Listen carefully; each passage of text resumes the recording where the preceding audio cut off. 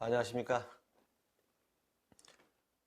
예술 갈치낚시 포탈 온바다입니다. 오늘은 앞전에 말씀드린 대로 갈치낚시 채비에 대해서 오늘은 좀 더 자세하게 또 한 가지 한 가지의 그 필요한 사항을 오늘 또 세세히 살펴보는 그런 또 시간이 되겠습니다. 오늘 제가 말씀드린 부분은 사실 기본적인 부분입니다. 이렇게 갈치낚시를 자주 하시고 또 이렇게 즐기시는 매니아분들은 사실 보실 필요가 없는 내용인데요. 어쨌든 간에 이게 처음으로 또 접하시는 분들, 아직 조금 미숙하신 분들은 이런 부분이 또 필요하기 때문에 그런 차원에서 또 준비를 했습니다. 오늘은 이제 크게 그 세 가지 부분으로 나눕니다. 갈치낚시 장비, 그 다음에 채비, 그 다음에 갈치낚시 팁, 이렇게 해가지고 세 가지 부분으로 나눠가지고 오늘 차분하게 하나부터 열까지 자세하게 또 기본적인 꼭 알아야 할 사항을 오늘 방송을 해보겠습니다. 네, 말씀드린 대로 갈치낚시 오늘 지금 이 시간에는 총 그 네 가지 부분이 있는데요. 갈치낚시대, 그 다음에 갈치낚시닐, 여기에 선택 요령과 사용 그 요령을 오늘 배워보겠습니다. 일단 갈치낚시대에는 두 가지 유형이 있습니다. 가이드라인 대하고 이렇게 이제 가이드가 달려있는 가이드대죠. 가이드대. 가이드가 달려있는 가이드대하고 가이드가 없는 인터라인 대가 있습니다. 이렇게 두 가지가 있는 거고요. 거기서 또 분류되는 게 이제 길이 차이입니다. 길이 차이인데, 이제 그러면 이 가이드 대하고 인터라인 대의 차이점이 무엇이고, 왜 그걸 이렇게 구분해서 쓰는가? 그건 아시다시피 장단점이 존재합니다. 이게 이제 가이드 대 같은 경우에는 사실 대중적으로 많이 씁니다. 왜냐면은 채비 운영하기가 조금 쉽고 어떤 그 문제가 트러블이 발생했을 때 가이드라인 때는 조금 처리하기 쉬워요. 전체적인 채비에서요. 그래서 일단 이 가이드 때를 일단 소개를 해드리면은, 가이드 때는 보통 추부하 보통 100호 이상, 그러니까 추 무게 100호 이상에 155, 200호까지 견딜 수 있는 제품이 많이 나와 있습니다. 그래서 길이는 보편적으로 말씀드렸다시피 최소 3m 이상, 거기서부터 5m 이내까지. 요즘은 추세가 점점 그 길이가 길어지는 그런 추세입니다. 길이가 길어지니까 당연히 어떤 그 선상 낚시대 특성상 이렇게 그 갯바위 대 같이 뽑는 게 아니고 꼽기식입니다. 꼽기식. 이렇게 한 절, 두 절, 세 절, 네 절, 이렇게 4개 정도로 3개, 4개, 작게는 2개로 구분이 이렇게 분류가 되어 있죠. 그것을 이제 각각 하나하나씩 각 순서에 따라서 체결을 하게 됩니다. 근데 여기서 이제 중요한 게 있어요. 중요한 게 뭐냐면, 이 체결을 할 때, 각 마디마디를 체결을 할 때, 정확하게, 깊숙이 체결을 해달라는 겁니다. 왜냐면은, 대체적으로 이게 그 추 무게, 채비의 무게, 보통 7단 채비 기본적으로 많이 쓰고, 10단, 12단까지, 15단까지 쓰니까요. 거기에 고기가 물었을 때까지 그 하중을 생각하면 엄청난 하중을 받습니다. 근데 이게 제일 중요한 게, 여기서 지금 이 체결 부위가 완벽하지 않고 헐겁게 돼 있으면은 그 무게에 의해서 채비 해수 중에 거의 낚싯대가 이 연결 마디가 부러지게 됩니다. 그게 가장 많이 발생하는 경우이기 때문에 항상 마디를 끼워줄 때는 꼭 이렇게 정확하게 삽입이 될 수 있게끔, 그래서 이게 뺄 때 이 정도 될 수 있게끔 이렇게 좀 정확한 체계를 해주셔야 낚싯대 운영하는데 하자가 없습니다. 그리고 이렇게 또 말씀드렸다시피 짧은 데도 있어요. 짧은 데 같은 경우에는 보통 2절짜리 2절로 돼 있어가지고 2개로 바로 연결해 버리면은 바로 3m 한 20 정도, 또 3절 3m 한 60 이렇게 해서 이제 그 낚싯대가 구분이 됩니다. 근데 이제 방금 처음에 말씀드렸다시피 그 인트라인 때는 장점이 뭐냐면은, 사실 인터넷대가 심해용이에요. 어떻게 보면은 이 전체적인 채비의 그 입질 파악이 용이하긴 하지만 실질적으로 인터넷대 쓰는 이유는 그 심해에서 그 깊은 수심을 노릴 때 많이 씁니다. 왜 그러냐면은 그 이유가 있어요. 거기에 연관된 건 전동 닐에 대한 연관성이 있기 때문에 그러는데요. 일반적으로 그 입질 파악이 용이하기 위해서 인터넷대를 쓰지만 대체적으로 심해에서 12월 달 이후 한겨울에 심해 100m 해상권에 내려갔을 때 인터넷 대를 많이 쓰는 것이고, 가이드 대가 아무래도 조금 유리하지 않겠냐, 평상시에서는 그렇게 생각을 해봅니다.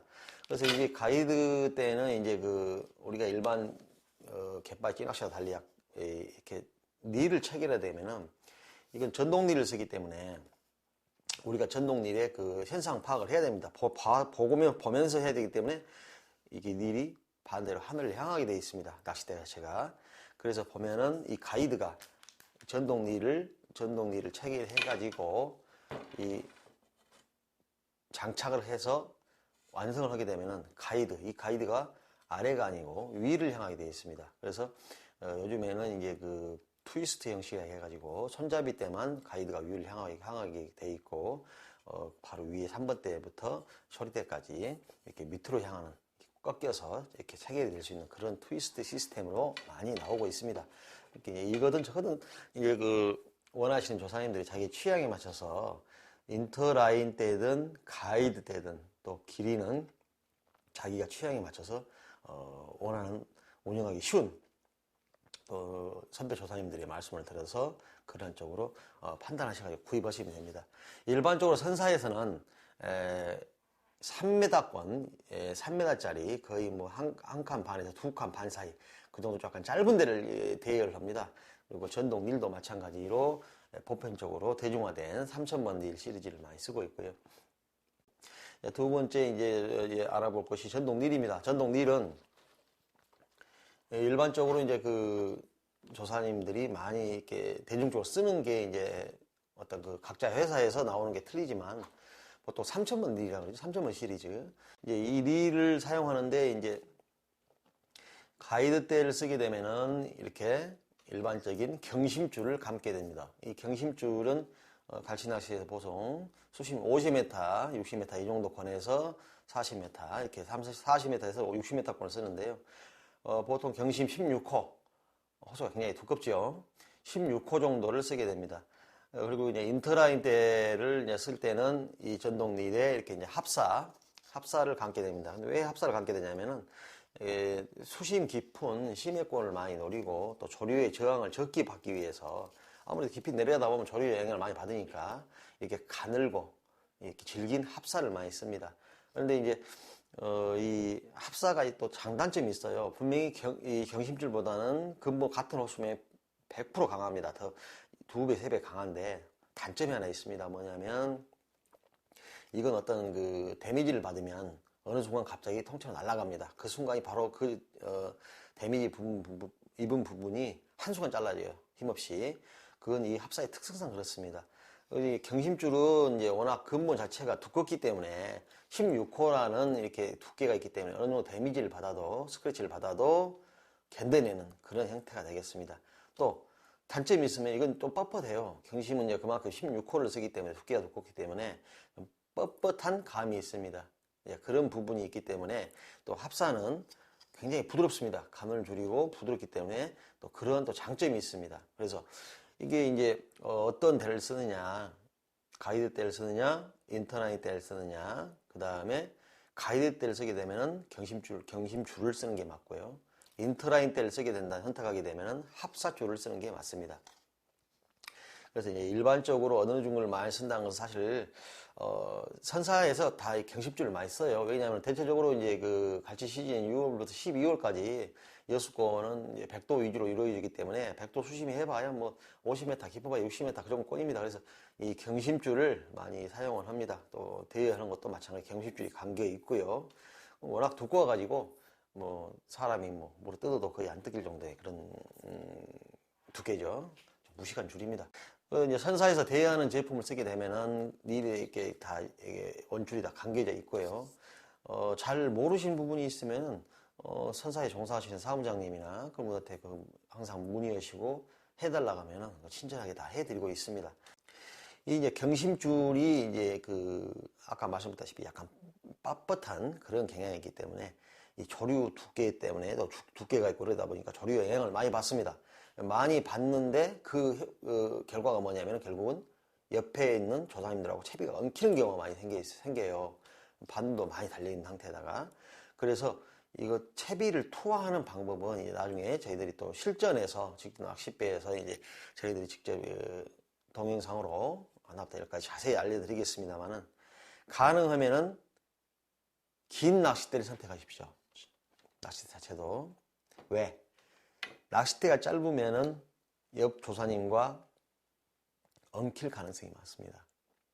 그 다음에 대물, 삼치나 이런 상어, 공격성이 아주 강한 이 몸집이 큰 고기가 물었을 때 짧은 대로는 제압을 하기가 힘듭니다. 그러다 보면은 이 고기들이 막 휘젓고 당겨요. 휘젓고 당기다 보면 옆 조사님과 다 엉켜버립니다. 그러면 또 즐거운 또 낚시 시간이 또 불쾌해질 수가 있으니까, 가능하면은 대를 선택하실 때는 약간 긴데 4m 이상짜리, 그 다음에 릴을 선택하실 때는 처음에는 중급릴 3000번 시리즈 정도, 그 다음에 자신이 어느 정도 붙으면은 좀 더 고급스러운 고사양의 릴을 선택하시는 게 바람직하겠습니다. 그래서 이제 오늘 이 시간에는 지금 현재 사실 이게 동영상이 15분으로 이제 유튜브 올리다 보니까 한계가 있어요. 그래서 이제 이 시간에는 낚싯대와 전동 릴에 대해서만 일단 설명을 드렸고요. 다음 시간에는 채비, 바늘, 또 그 외에 들어가는 소모품으로 들어가는 거기에 대해서 운영하는, 구입하는 운영과 특징, 또 활용하는 그런 팁에 대해서 또 알아보는 그런 시간을 가지겠습니다. 뭐 부족한 점이 많습니다. 또 제가 말씀드린 게 100% 맞지는 않습니다. 사람이라는 것은 다 각자 나름대로의 또 생각과 주관이 있으니까요. 하지만 어쨌든 대중적으로 기본적인 스탠다드 사항을 말씀드렸기 때문에 참고하시길 바랍니다. 그러면 또 다음 편으로 이어가지고 채비에 대해서 좀 더 알아보고 하는 시간이 되겠습니다.